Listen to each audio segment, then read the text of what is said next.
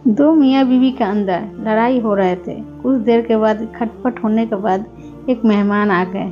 उसके शौहर कहने लगे, जाओ खाना बना लो, मेहमान आए हैं। वो गुस्सा से कहने लगी, नहीं आपके लिए कोई खाना है और ना आपके मेहमान के लिए, मैं नहीं बनाऊंगी।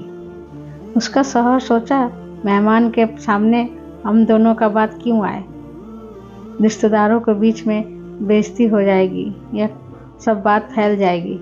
मेरा घर के बाद रिश्तेदारों के बीच घर की बात फैल जाएगी और सब कुछ ना कुछ कहने लगेंगे, इसलिए कहने लगे, जाओ पका लो। वो कहने लगी, मैं नहीं पकाऊंगी। वो कहने लगे, मेरी बीवी का तबीयत थोड़ा ख़राब है। वो उठ के पड़ोसी के पास जाके कहने लगे, मेरे घर मेहमान आए हैं, कुछ खाना बना दीजिए। वो लोग कहने लगे, ठीक है मैं बना दूंगी। उसके कुछ देर के बाद मेहमान कहने लगे पानी लाने के लिए। वो फ्रिज के पास ठंडा पानी लाने के लिए आए तो देखें उसकी बीवी झाड़ू कतार रो रही थी।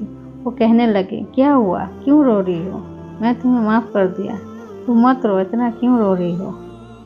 वो कहने लगी, मैं सोची कि हम लोग का दोनों का लड़ाई है, मेहमान के सामने क्यों आए, इसलिए मैं उठ के जैसे ही खाना बनाने के लिए किचन में जा रही थी, उसी वक्त देखिए एक सफ़ेद कपड़ा लिबास पहने हुए एक शख्स आए और मेरे आटा का बोरा में से आटा निकाल के ले जाने लगे।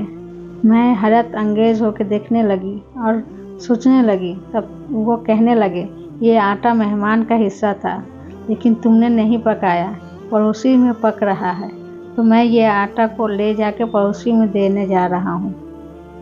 अल्लाह मेहमान आने से पहले उसका रिज्क भेज देते हैं।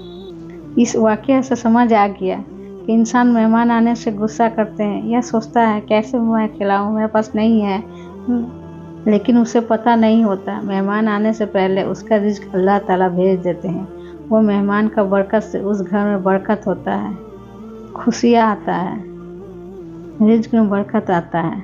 इसलिए मेहमान का इज्जत किया करें और अल्लाह ताला और ज़्यादा से नवाजेंगे। अच्छा लगा तो लाइक कमेंट सब्सक्राइब जरूर करें।